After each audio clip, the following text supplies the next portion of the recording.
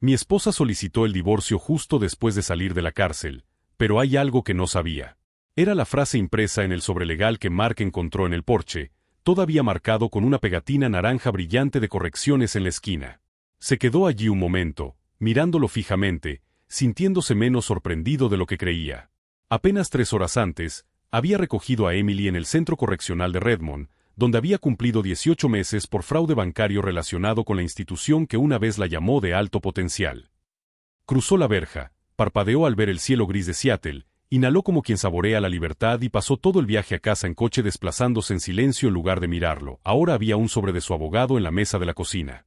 En el anverso, en tinta negra gruesa, firma inmediatamente. Emily se apoyó en el mostrador con su nuevo teléfono en la mano, el que había comprado a plazos porque el viejo era una prueba sellada en una caja en algún lugar.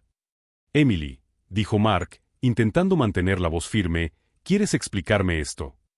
Ella no fingió sorpresa. Simplemente levantó la vista, tranquila y clínica, y señaló el sobre con la barbilla. Es sencillo, Mark. Quiero el divorcio. Está todo ahí. Solo tienes que firmar. Abrió los documentos. Su nombre en negrita arriba, el del más pequeño abajo. En el papel, parecía casi generoso. Ella se quedaba con la mayor parte de los ahorros, el loft de Seattle, el coche. Él se quedaba con la casa de Bellevue y una pequeña parte del dinero. Lo que le oprimía el pecho no era la división, era una cláusula oculta en el medio, una liberación mutua que le impediría presentar una demanda civil contra ella o contra el banco que se había apoyado con gusto en su reputación cuando les convenía. ¿Quieres que firme algo diciendo que nunca te demandaré a ti ni al banco?, preguntó. Incluso después de que intentaran arrastrar mi nombre a tu caso, punto. El banco no te hizo nada, dijo ella, con una seca risa casi burlona. Yo fui la que cumplió condena. Yo fui la que lo perdió todo. Quedaste libre. Felicidades. Ahora firma. Solo quiero seguir adelante. Seguir adelante. Una frase graciosa de alguien que llevaba medio día sin estar libre y ya tenía una estrategia de salida preparada. ¿Se te ocurrió esta liberación por tu cuenta?, preguntó Mark, tocando la cláusula, ¿o te ayudó el banco? Dudó medio segundo. Estás viendo problemas que no existen. El banco quiere cerrar el capítulo. Yo también. Eres buena persona, pero no estás hecho para este nivel. Eres simple. Necesito algo más simple. Para ella, él era un ruido de fondo que ya había superado. Desde fuera, parecía agotado, turnos extra, 2 grupos de abogados, visitas los fines de semana a través de detectores de metales. Pero había una cosa de la que Emily no tenía ni idea. El día que la arrestaron, el gerente de riesgos del banco había dejado caer la idea de que Mark podría haberse beneficiado indirectamente de su fraude. Fue entonces cuando comprendió lo desechable que era para ellos.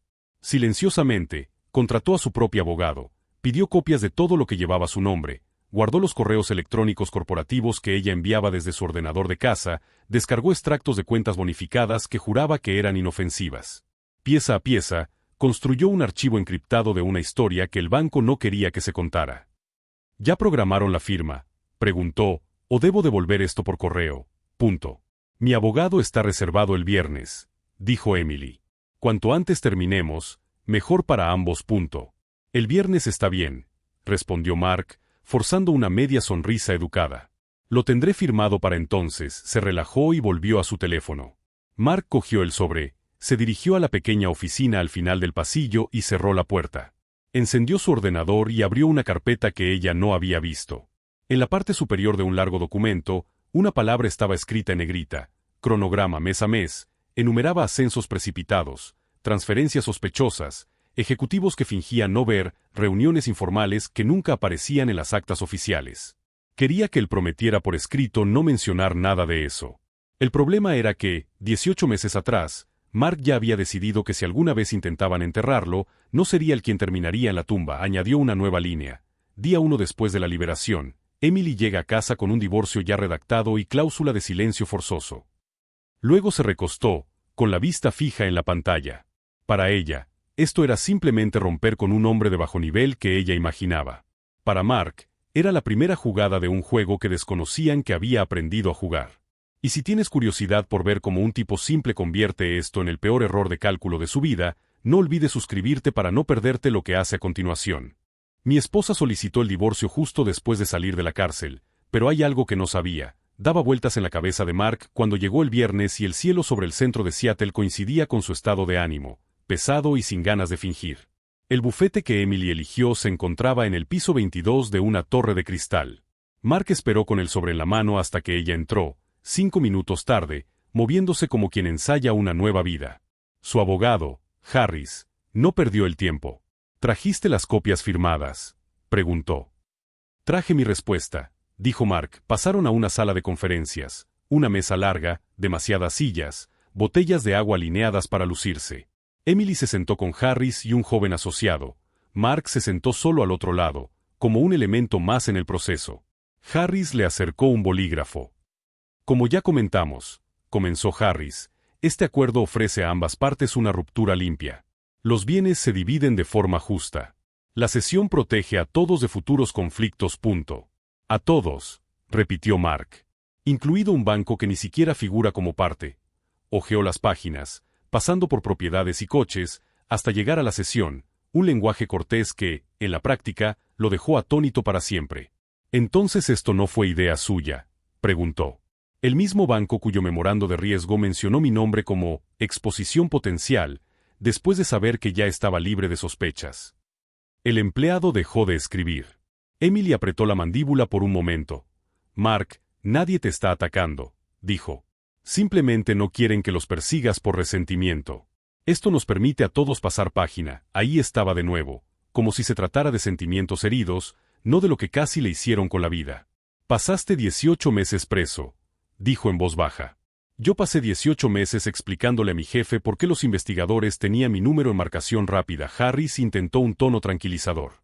Si hay preocupaciones específicas, podemos ajustar la autorización. No, interrumpió Mark. No puedes. Porque no sabes lo que he visto por primera vez. Emily lo estudió de verdad. La versión derrotada e inofensiva de Mark que había escrito no encajaba con el hombre sentado demasiado erguido y hablando con demasiada calma. Le dijiste a mi cliente que estabas de acuerdo en principio, insistió Harris. Está haciendo concesiones. El banco está dispuesto a dejarlo así. Esta es tu oportunidad de reconstruir. Reconstruir, repitió Mark. Qué interesante lo que dicen de gente cuya primera reacción ante su arresto fue comprobar si podían arrastrarme también a mí. Pensó en las noches escaneando documentos, las reuniones discretas con sus propios abogados, la línea de tiempo que se alargaba. En aquel entonces, le daban miedo todos esos membretes. Ahora, ya no tanto. ¿Qué quieres entonces?, preguntó Emily con los brazos cruzados. ¿Más dinero? ¿El apartamento? Nunca te gustó ese sitio. No quiero tu apartamento, dijo Mark. No quiero dinero extra. Quiero que la liberación desaparezca. Por completo. Lo sacas. Firmamos el resto hoy. Quédatelo. Se acabó. La sonrisa de Harris se desvaneció. Sin esa cláusula, mi cliente y ciertas instituciones están expuestos a... Bien, dijo Mark. Ya era hora de que alguien más se sintiera expuesto. La voz de Emily se volvió baja. Si te vas, se pelearán. Te arrastrarán a través del proceso de descubrimiento. Lo harán feo. Estás asumiendo que quieren que alguien vuelva a abrir esos archivos, respondió Mark. Qué adorable. Algo brilló en sus ojos. Inquietud, por fin. El tono de la sala cambió. Esto ya no parecía una salida sencilla. Esta es mi única oferta, dijo Mark. Retira la autorización. O no firmamos nada y dejo de ser la parte silenciosa de esta historia. Harris se inclinó hacia Emily. Deberíamos salir. Hablar. Lo dejaron solo en la cabina de cristal, cerrando la puerta tras ellos. Sus voces se difuminaron en algún lugar del pasillo. Mark miró las sillas vacías al otro lado de la mesa y casi rió. Para ser un hombre al que todos llamaban simple, parecía ser el único que entendía cuánto temen las personas con poder a alguien que se niega a seguirles la corriente. En el pasillo, Emily pensó que solo estaba negociando cómo terminar un matrimonio. Todavía no se había fijado en el segundo teléfono en su bolsillo, el que había estado grabando cada palabra desde que puso el sobre la mesa. Hemos revisado su postura, comenzó Harris, juntando las manos. Mi cliente está dispuesta a mostrar flexibilidad. Podemos limitar la exención para excluir cualquier reclamación personal que pueda querer presentar contra ella. Así el banco queda protegido, dijo Mark. Entendido. Emily se inclinó hacia adelante. Mark, solo quieren certeza. No vas a demandarlos. Tú no eres así. Casi rió. Sigues diciendo eso como si hubieran pasado 18 meses. Deslizó su silla unos centímetros hacia atrás y colocó su propia carpeta sobre la mesa, gruesa, organizada, con pestañas impresas. Los ojos de Harry se posaron en ella como un nadador observa una sombra bajo el agua. ¿Qué es eso?, preguntó Emily. Contexto, dijo Mark. Como a todos aquí les encanta esa palabra. Abrió la carpeta y dio la vuelta a la primera página. No era nada dramático, sin sellos rojos, sin pruebas irrefutables. Solo un índice simple, cadenas de correos electrónicos, notas de reuniones, memorandos internos, registros de transacciones. Cada entrada tenía fechas y rutas de archivos. Alguien se había tomado su tiempo. Pasé el último año y medio haciendo lo que debería haber hecho tu departamento de riesgos, continuó Mark. Cotejando tus correos electrónicos desde nuestro ordenador de casa con directivas internas que desaparecieron mágicamente de la narrativa oficial. Harris intentó mantener un tono neutral. Esos documentos son propiedad corporativa confidencial. Qué curioso, dijo Mark.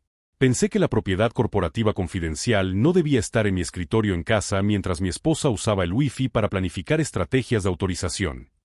Pasó a una página marcada, un encabezado de correo electrónico impreso. El nombre de Emily. Un vicepresidente senior. Un asunto sobre contener la exposición mientras se preserva la estabilidad ejecutiva. ¿Recuerdas esto, Em? Preguntó con ligereza. Enviado la noche antes de que te ofrecieras voluntariamente a aceptar el trato sola. Aquella en la que te felicitaron por proteger a los líderes de daños a su reputación. El color se le desvaneció. Lo recordaba con claridad. Harris tomó la página. Voy a necesitar ver. Mark la retiró. No vas a necesitar nada de mí hoy. Pero quizás quieras llamar a su asesor general cuando termine esta reunión. Solo una sugerencia, ese era el bucle número 1 que se cerraba para él. Emily sabía que el primer medio de Mark había perdido dinero. Ella todavía no percibía que el verdadero medio del banco había sido iluminado de maíz en lugares cerrados. Que quede clarísimo, dijo Mark. No quiero titulares de venganza. No quiero arruinarte la vida más de lo que ya dejaste que te la arruinaran. Lo que no voy a hacer es firmar un papel que me convierta en relaciones públicas sin sueldo. Emily tragó saliva. Sobreestimas el significado de esos correos. Para eso existen las investigaciones, respondió Mark. Independientes. Te sorprendería lo que de repente les importa a los reguladores cuando se dan cuenta de que una de las personas, simples, guardaba recibos. El segundo teléfono en su bolsillo vibró silenciosamente, una vibración programada. Un recordatorio. Cronograma. Paso 2 completado. Porque esta reunión no era su único gesto discreto. 3 semanas antes, Mark se había tomado la mañana libre para hacer recados. Emily había asumido que se trataba de algo mundano, como ir al dentista. En cambio, había entrado en una pequeña oficina en un edificio menos elegante, un abogado especializado en regulación recomendado por un amigo que una vez había denunciado a otra firma financiera. Aún no había presentado nada. Pero había preguntado con cuidado sobre cómo, hipotéticamente, alguien podría presentar un paquete de documentos que demostrara que un banco estaba desviando la culpa criminal hacia abajo. Había aprendido sobre estatutos de protección, denuncias anónimas y cuanto odian las instituciones la frase patrón de conducta. Esa preparación fue el bucle número 2, ainda aberto. Ninguém ali sabia que, se tudo desandase, o próximo capítulo da historia não seria en uma sala de divorcio, esime uma mesa de investigacao federal. De vuelta en la sala de conferencias, Harry se exhaló y cambió de táctica. ¿Qué pasa si separamos los temas?, sugirió. Hoy seguimos adelante con los términos del divorcio, propiedad, manutención, disolución, y presentamos cualquier liberación para futuras negociaciones. Así que consigues una ruptura limpia, dijo Mark, y sigues esperando que me calme antes de hablar con alguien con poder para citar a alguien. Dejó reposar el silencio. Déjalo sentir, por algunos segundos, como ficar do outro lado da presa. La voz de Emily se quebró, solo un poco. Mark, hice lo que hice. Lo pagué. Lo perdí todo. ¿De verdad vas a pasar el resto de tu vida luchando contra las únicas personas que aún podrían volver a contratarme? Ahí estaba, la primera emoción cruda desde que ella dijo. Ni arrogancia ni superioridad, miedo, para que conste, dijo Mark en voz baja, te advertí sobre ellos antes de la acusación. Te dije que te estaban tendiendo una trampa para que cargaras con la culpa. Me llamaste paranoica. Bajó la mirada. Lo sé. La diferencia ahora, continuó, es que ya no tengo que rogarle a la gente que intentó quemarme que me quiera. Firmaré el divorcio hoy mismo. No firmaré mi propio bozal. Harris apretó los labios. Si retiramos la liberación por completo, mi cliente se expone a demandas por represalias. Mark lo interrumpió con una pequeña sonrisa cansada. Si te lo quedas, se expone a algo peor. Y al banco también. Y no soy yo a quien más deberían temer si esto sale a la luz, eso no era un farol. Había visto suficientes historias explotar en línea como para saber con qué rapidez la gente se volvía contra las instituciones que utilizaban los acuerdos de culpabilidad como arma. Esto es lo que pasa, dijo Mark, apartando el acuerdo sin firmar. Elimina cada línea que restrinja mi derecho a hablar o actuar sobre el banco. Puedes mantener cualquier cláusula mutua de no difamación personal que quieras entre Emily y yo. Envíame una versión limpia por correo electrónico antes del lunes. Si no, esta carpeta deja de ser un pasatiempo privado. Harris y Emily lo miraron fijamente. La dinámica de poder en la sala había cambiado tan sutilmente que, si alguien entraba sin contexto, se daba cuenta de que Mark era el único realmente cómodo en su propia silla. El bucle número 3 comenzó. Ellos achaban que el peligro era ambos documentos que él encontró. No imaginé que él guardaba la hoja fuera de esta sala, porque mientras se preocupaban por los PDF sobre la mesa, Mark pensaba en algo completamente distinto, la gente a la que Emily había pisoteado en su ascenso. Compañeros de trabajo que sabían más de lo que jamás se atreverían a poner por escrito. Empleados que habían perdido sus trabajos silenciosamente cuando estalló el escándalo. Nombres que había estado recopilando junto con los correos electrónicos. Esta pelea ya no se trataba de si firmaba como simple. Se trataba de quién, exactamente, todavía pensaba que no había aprendido a jugar. 3 días después de la reunión, Mark estaba en la mesa de su cocina, con el café enfriándose junto a su portátil, cuando finalmente llegó un correo electrónico de Harris, adjunto, acuerdo revisado, sin descargo, sin cláusula de silencio favorable a los bancos. Nada mutuo que afectara a la institución. Solo propiedades, manutención, firmas. Emily había cedido. El banco, como era previsible, había decidido que el silencio de Mark era ahora menos urgente que no molestar a un hombre que claramente tenía más papel que él Gostariam. Eso por sí solo habría sido una victoria silenciosa. Pero el universo tiene sentido de la oportunidad. 1 hora después, el teléfono de Mark sonó con un número desconocido. ¿Señor Collins? Soy el agente especial Rivera de Delitos Financieros. Esperaba poder hacer algunas preguntas adicionales sobre el caso Hayes Continental. El nombre oficial del escándalo de fraude que el banco había incluido en la foto policial de Emily y que había declarado resuelto. El primer instinto de Mark, 18 meses atrás, habría sido pánico. Esta vez, simplemente miró el icono de la carpeta cronología en su pantalla y sintió algo más cercano a una oportunidad. De hecho, tengo información que podría ayudar, dijo. Pero ya no hablo por teléfono. Si quiere detalles, consígalos en persona, con un abogado presente. Para el viernes, él y su abogado se sentaron frente a Rivera y otro agente en un edificio gubernamental con una alfombra horrible y una acústica excelente para la verdad. Mark no dramatizó. No adornó. Simplemente abrió su portátil y les explicó lo que el banco había intentado ocultar bajo la declaración de Emily, el correo electrónico de contención de la exposición. El memorando interno que la elogiaba por proteger el liderazgo. El momento de las transferencias sospechosas que mágicamente detuvieron la semana en que un ejecutivo en particular se jubiló anticipadamente con la excusa de salud familiar. Nombres. Fechas. Rutas de archivos. En un momento dado, Rivera lo interrumpió. ¿Por qué no nos lo contaste cuando acusaron a tu esposa? Porque entonces, dijo Mark, todavía pensaba que el objetivo era evitar que el fuego se propagara. Ahora me interesa más asegurarme de que las personas correctas salgan perjudicadas. No sonrieron, pero la energía en la sala cambió. Lo que había sido una simple respuesta de cortesía se convirtió de repente en un nuevo ángulo. Mark observó cómo se daban cuenta de que el marido sencillo podría ser su mejor mapa para salir del lío. El verdadero giro llegó 2 semanas después. Emily apareció en la casa de Bellevue sin avisar, con los ojos llenos de cansancio y agarrando una carpeta. Por primera vez desde que salió de la prisión, parecía menos alguien que empieza de cero y más alguien que acaba de descubrir que el plano B tiene un buró enorme. Me llamaron, dijo, entrando. Agentes federales. Otra vez. Tienen correos electrónicos que nunca había visto impresos. Sabían frases que solo oía en reuniones a puerta cerrada. ¿Qué hiciste?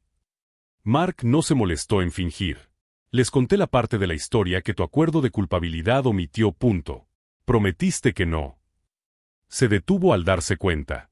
Él no había prometido nada. Ese había sido el objetivo de la pelea por la liberación. ¿Crees que quería sentarme allí y ayudarlos? Preguntó. ¿Después de lo que te hicieron? No. Pero la cuestión es esta, Fuiste a prisión para proteger a personas que nunca tuvieron la intención de protegerte. Yo no voy a prisión, ni los protegeré a ellos. Dejó la carpeta sobre la mesa. Dentro había cartas del abogado del banco insinuando, con delicadeza, que si ella cooperaba plenamente con cualquier nueva investigación, podrían revisar futuras conversaciones laborales en unos años. ¿Así que ese es el plan?, preguntó Mark. ¿Aceptas una segunda caída para que ellos no tengan que hacerlo? Durante un largo rato, se quedó allí parada, respirando con dificultad. No lo entiendes. Si caen, pierdo la única referencia que me queda. Nadie contrata a la mujer que hundió un banco. Ya perdiste la versión de tu vida donde te devuelven tu oficina, dijo. Te despidieron en cuanto pudieron. Simplemente no has actualizado el guión. Se hundió en una silla. ¿Qué quieres de mí? Nada, dijo Mark. Esa es la parte que sigues perdiéndote. Ya tengo lo que quería, recuperar mi nombre, mi boca libre y un divorcio que no me ata a su lío. Lo que le suceda después es entre ellos y cada persona por la que asumiste la culpa. Sus ojos brillaron de ira. Así que vas a verlos caer y dejar que me arrastren de nuevo a eso. Eso depende, dijo. Sobre si todavía los estás encubriendo o si finalmente dices la verdad. La segunda reviravolta vio ahí, silenciosa, Emily, que sempre se vio como jugadora experta, percebeu que a única saída plausível não era máis voltar para o lado do banco, e sim atravessar para o lado de que me estaba acabando as probas. Pela primeira vez, Mark não era o satélite dela. Ela é que estaba en órbita de una decisión dele. Se aceleró la investigación. Meses de decisiones enterradas y aprobaciones extraoficiales resurgieron con marcas de tiempo que coincidían convenientemente con las antiguas entradas del calendario de Emily, el archivo de correo electrónico de Mark y otros testigos que, encorajados pela movimentacao, finalmente pararan de fingir amnesia. Ejecutivos que tinham dado tapina nas costas de Emily na época dos bonus come carama receber convites bem menos simpáticos, intimacoes. El departamento de comunicación del banco intenta girar una narrativa, pero esta vez, una historia con más protagonistas que ellos pueden controlar. No meio disso tudo, o divorcio se acabó o hace, pequeño. El juez lo aprobó. División de propiedad según lo negociado.